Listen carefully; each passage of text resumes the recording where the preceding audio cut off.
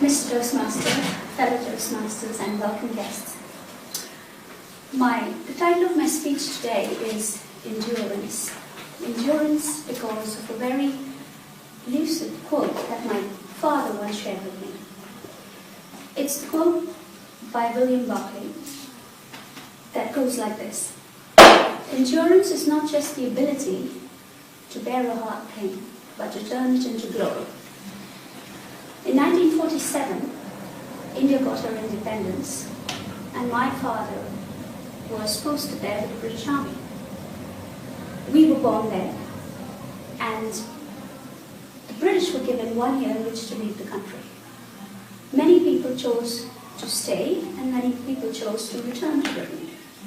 My father's sister chose to return with her entire family, and my father chose to remain in India because of very many perks, very big houses, very many servants, wonderful weather, but his decision was actually, or did actually, change the course of our lives forever. My first memory as a child was actually being witness to burying two of my siblings before the age of 6 months in tea cases, because we couldn't even afford coffins to bury them. My first home was under the steps of my book that is called Indian Full Stop, English Full Stop, which is because of being born in India to British parents.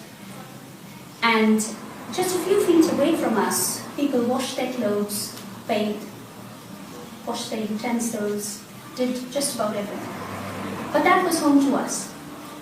I do remember my little sister Vanessa and myself running in the lane close by and watching a man who would cook these Indian rotis in oil and an Indian kind of a chicken curry, and we would stand by him and stare at him forever, and he would splash hot oil on us to send us away because he didn't want us staring at his food.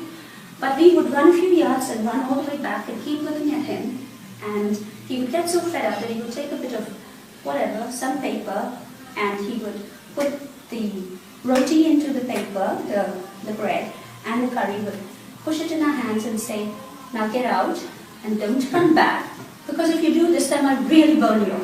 But every day we used to come back, and every day he would feed us. And our second home was in a proper slum, where 3,000 people shared 3 toilets.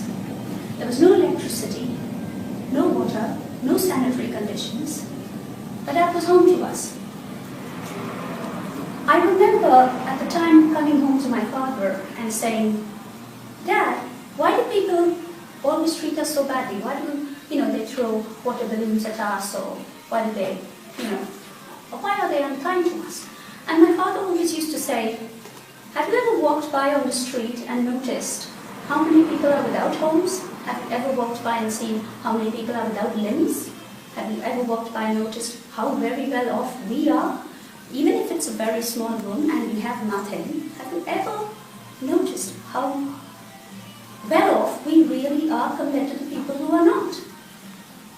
And he always reminded me of the quote on endurance, which I felt was very lucid at the time.